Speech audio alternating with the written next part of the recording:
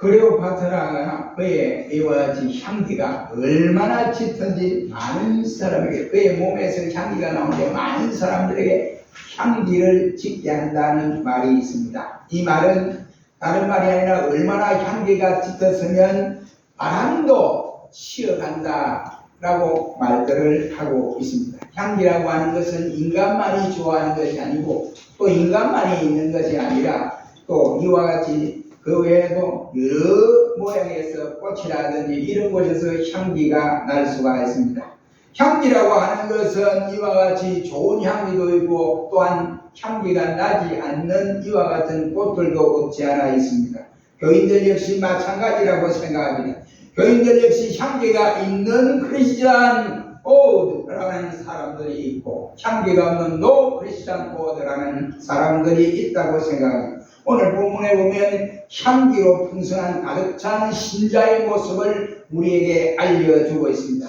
이 신자가 외형적으로 어느 누구에게든지 이와 같이 외모에 이와 같이 이 등을 돌린다든지 사람들이 손가락질을 하는 이와 같은 여인이었는데 외모가 아름답다든지 이와 같이 인품이 좋다든지 그런 여인이 아니하고 모든 사람들에게 손가락질을 받는 창기라고 하는 여인이었습니다. 그 창기가 오늘 예수님 앞에 이와 같이 천대받고 멸시받은 모든 사람들 앞에서 시궁창과 같은 여인의 삶을 살았는데 예수님이 한 바리새인의 집에 들어왔다는 소식을 듣고 그 귀한 향유를 하나밖에 없는 그 향유를 가져와서 예수님의 머리에서부터 발끝까지 부어드리고 자기의 머리털로 발을 씻어 주었다라고 하는 내용입니다. 이 창기의 모습을 본 예수님은 그 여인에 대해서 칭찬을 아끼지 아니했습니다. 이 사건은 얼마나 귀하고 귀하든지 간에 마태복음, 누가복음, 요한복음, 마가복음에까지 사복음서에까지 기록하고 우리에게 알려주고 있습니다. 특별히 오늘 본문의 말씀은 마태복음 26장 6절로 13절 말씀이나 마가복음 14장 3절로 9절 말씀이나 요한복음 12장 1절로 8절 말씀에 대한 경우와는 전혀 다른 여인으로 나타나고 있음을 볼 수 있습니다. 그곳에는 막달라 마리아라 이렇게 말을 하는 이와 같은 표현이지만 오늘 본문에 나타나는 이 사건은 막달라 마리아라는 표현이 전혀 없습니다. 다른 여인이었다라고 칼빈은 해석을 하고 있습니다. 오늘 보면 37절 말씀에도 보면 그 여인은 죄인이다 라는 말로 표현되어 있습니다. 그러면 이 죄인은 대관절 누구인가? 이란 말입니다. 죄인이란 말은 이 헬라 말로 말하면 하마르톨로스라고 하는 말. 하마르톨로스라는 말은 무슨 말인가 하면 우리 NIV 영어 성경에 말하기를 who lived a simple life라고 말씀을 합니다. 이 말은 다른 말로 표현을 하면 죄된 삶을 살아가는 여인이었다. 이런 말. 먹고 마시고 이와 같이 생활하는 모든 터전이 죄의 터전에서 생활했던 여인이었다고 했습니다. 한마디로 말하면 부도덕한 여인이었다고 누가는 표현하고 있는데 이 누가는 그 여인을 일러서 기생이라는 표현으로 사용하고 있음을 볼 수 있습니다. 기생이 어떤 여인입니까? 쉽게 말하면 장녀였다 이란 말씀이 되겠습니다. 어떤 사람들은 이 여인이 막달라 마리아라고 이렇게 말을 하는 분들도 계십니다. 제가 볼 때는 막달라 마리아가 전혀 아니라고 생각합니다. 그 이유는 막달라 마리아였다고 한다면 왜 그 막달라 마리아의 이름이 성경에 기록되어 있지 않았냐면 마태복음, 마가복음, 요한복음에서는 막달라 마리아가 향유를 부었던 장면을 기록하고 있는데 오늘 본문에 나타난 누가는 그 사실을 이름을 빼고 죄인된 여인이다 라고 기록한 것을 보아서 알 수 있습니다. 그리고 하나는 막달라라고 하는 이와 같은 동네를 말씀한 것이 아니다 라고 하는 사실. 그러니 이 여인은 막달라 마리아가 아닌 다른 여인이었다 하는 것을 칼빈의 주장을 이와 같이 저는 믿고 있습니다. 이 여인은 향유를 준비해서 몽땅 예수님의 머리서부터 발끝까지 부어드렸던 여인입니다.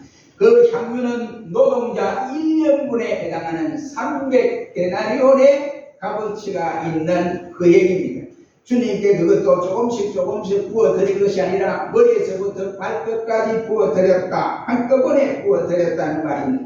그 결과 그 집은 온통 이와 같이 향유 냄새로 가득 찼고 그 집에 들어오는 주위 사람들이나 그 집에 들어오는 모든 사람들이까지 향유를 이와 같이 마음껏 맡을 수 있는 상황이 되어졌습니다. 한마디로 말하면 향기가 진동을 했다 이란 말입니다. 그렇다면 이 창기의 여인은 향기를 토할 만한 여인이요 향기 높은 성도였음이 분명한 사실입니다.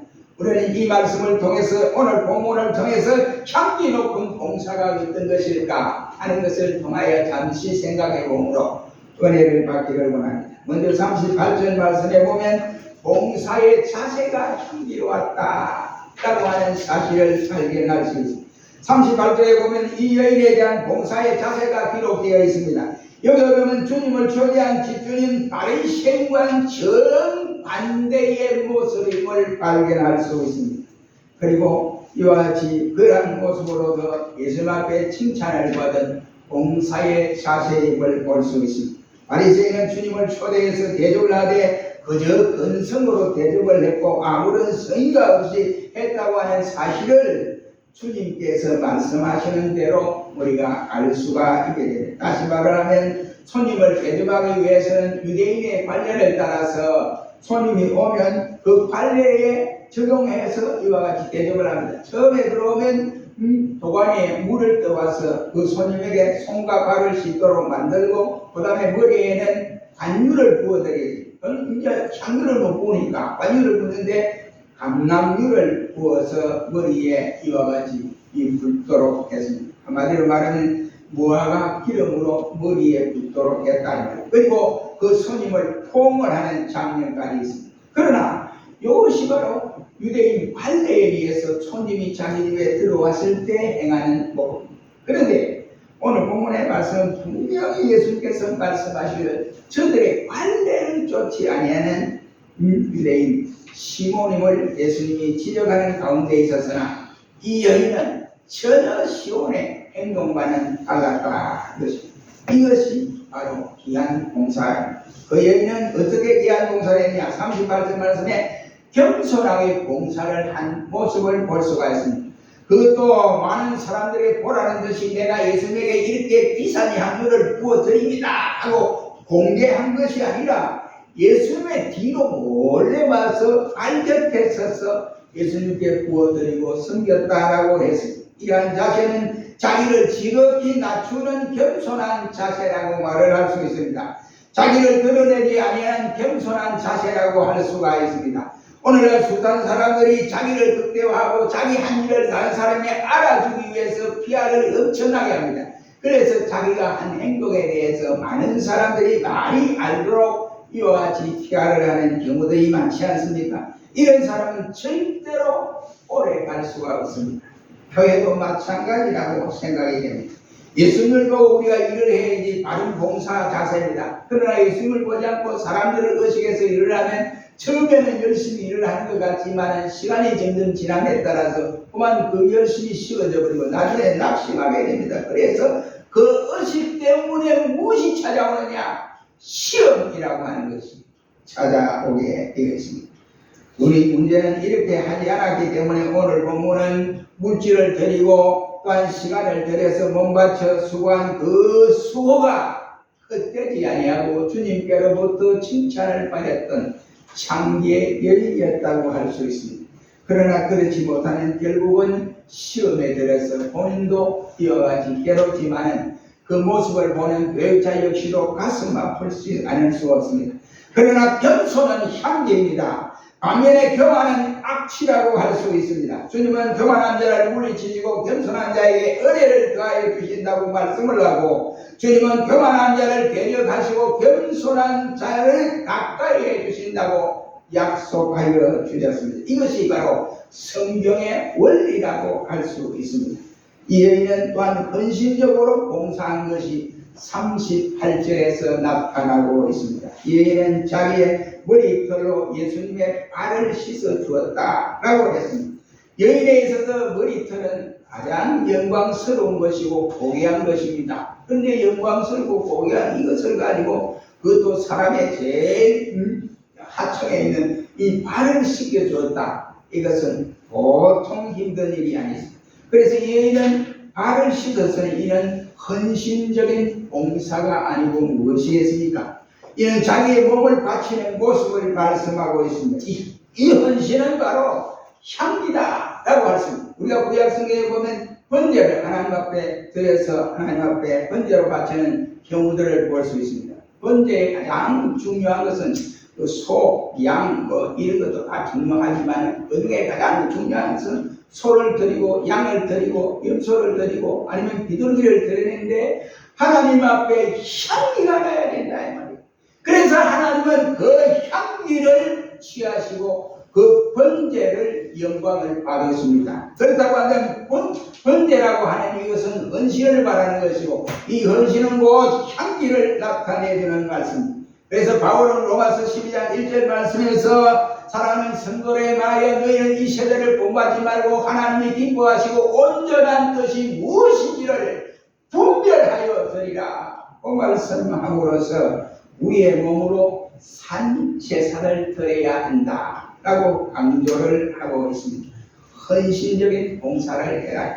그런데 이 여인은 38절에서 진심으로 봉사한 모습을 볼 수 있습니다. 여인은 몸으로만 봉사한 것이 아닙니다. 마음을 바쳐서 봉사했다라고 할 수가 있습니다. 그 절과 38절 하반절에 보면 그 발에 입을 맞추었다 했습니다. 예수님이 가만히 목욕을 하시고 그 다음에 발을 닦고 가만히 있는 데서 발을 맞추는 것도 귀한 일인데 주님 목욕을 지나다가 광야, 유대 광야를 두루 다니면서 지금 바리새인 집에 들어오신 장면입니다. 그런데 그 발이 뭔지 투성이지 않겠습니까? 그런데 그것에 발에 입을 맞췄다. 이러면 입을 맞췄다는 말은 십중팔구로 예수님을 사랑하지 아니하면 그러한 행동을 할 수 없다는 말입니다. 이는 곧 바로 상대방에 대한 사랑의 표현이다 라고 할 수가 있습니다. 나는 진실로 사랑한다는 진심에서 드러내는 행동이라고 할 수가 있습니다. 오늘 본문에 예수님을 초청한 바리새인은 예수님께 입을 맞추지도 아니했고 그러나 그 입을 맞추지도 아니한 그 이유를 보면 진심으로 대접한 것이 아니었다. 유대인의 관례를 따라 지켜야 하는 이 바리새인 시몬이 그것 또한 지켰다. 오늘 본문에 그 내용이 구체적으로 없습니다만 그때 시대적 상황으로 보면 오늘 본문에 또한 문맥으로 보았을 때 그는 의무적으로 주님을 대접한 것밖에 없다 이 말이에요. 아니면 명예 때문에 그랬는지도 모르고 자기 체면 때문에 마지못해서 대접을 했다고 봅니다. 그러나 이 여인은 주님을 진심으로 사랑했던 모습이었습니다. 진심으로 가슴에서 우러나는 주님 앞에 주님께 나타나는 봉사였다고 할 수 있습니다. 진심으로 하는 봉사, 여러분 한번 해보십시오.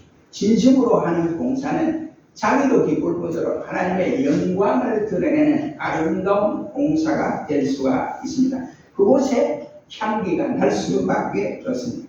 진심으로 하는 이와 같은 대접에는 생명력이 있습니다. 그러나 진심이 빠져 마음이 쏙 빠져서 억지로 대접해 보세요. 그러면 상대가 손님도 와가지고 먹기는 먹는데 그 음식 맛이 맛있는지 안 맛이 불안 초조해서 맛이 있는지 없는지 그것도 모릅니다. 그렇게 주님은 봉사하는 시간이 많다거나 봉사하는 양이 많은 것도 중요하지만 그것보다도 가장 중요한 것은 봉사하는 사람의 중심을 보고 계신다. 그래서 마음을 다하고 힘을 다하고 뜻을 다하고 내 목숨을 다하여 얼마만큼 봉사하느냐 여기에 주님은 보십니다. 다시 말하면 그가 하고 있는 성의를 보시고 주님은 단합하신다 이런 말. 그러므로 봉사 속에 이렇게 할 때 그 속에는 생명력이 싹트게 띄어져 있습니다. 그리고 이 봉사는 전력을 다해서 봉사했다고 38절에 말씀을 하고 있습니다. 참 이런 기름을 부어 봉사했다라고 향유입니다. 다시 말하면 말로만 봉사하는 것이 아니라 입으로만 봉사하는 것이 아니라 자기의 값진 나도 향유를 부어드렸다 라고 말씀을 하고 있습니다. 있는 힘을 다해서 봉사했다는 말입니다. 가장 귀한 것으로 봉사했다는 말입니다. 노동자 1년 임금에 해당되는 이 엄청난 값어치 있는 300데나리온의 향유를 한꺼번에 부어드렸으니까 한꺼번에 소비되는 경우입니다. 아낌없이 부어드렸다 이런 말입니다. 전심전력하는 봉사요.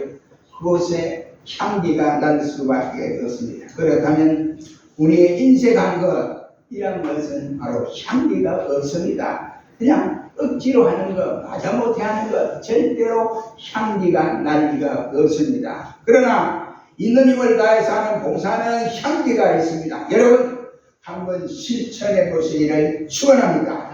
그래서 실천하면 여러분이 이렇게 전심전력을 다하여 봉사하는 그 장소에 여러분도 기쁠 정도로 하나님의 영광을 드러내게 됩니다. 그리고 이 47절 말씀에는 봉사의 동기가 향기로 같다라고 할 수가 있습니다.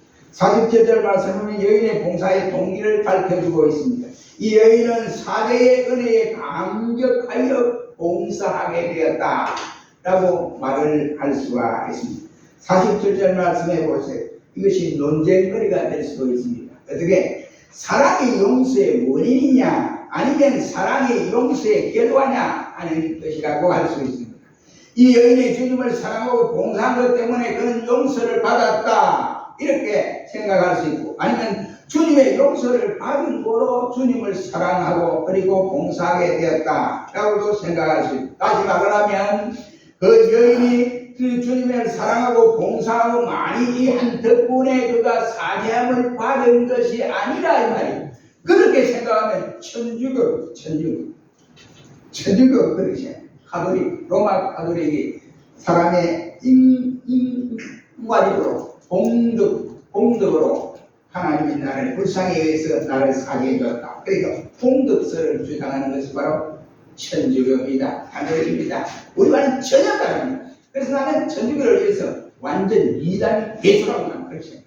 천주교는 교회가 아닙니다. 겉으로는 그래도 속은 교회가 아니다.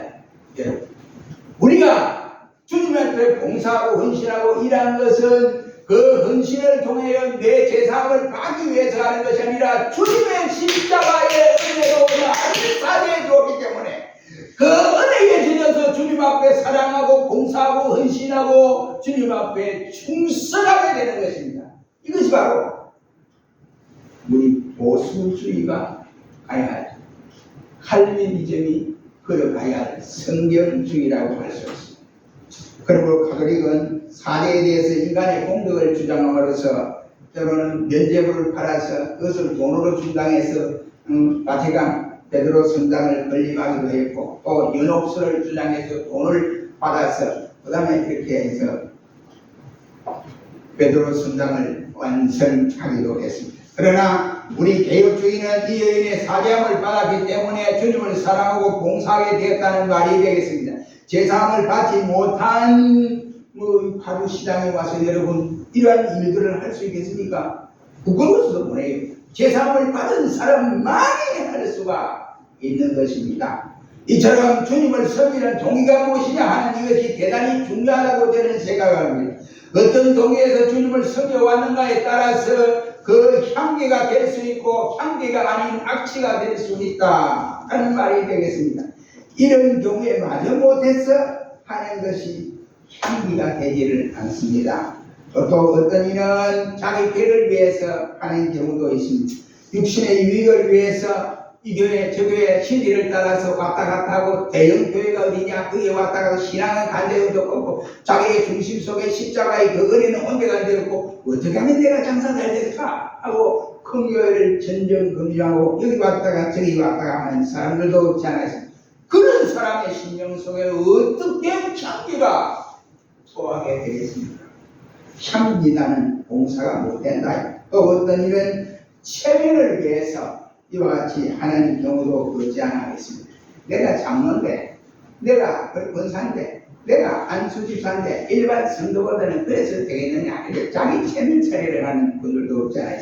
이것은 주님이 가장 미워하는 외식주의자 바리새인과 같은 사람으로 판정을 하기 때문에 그 속에는 향기가 날 수 없고 악취만이 날 수밖에 없습니다.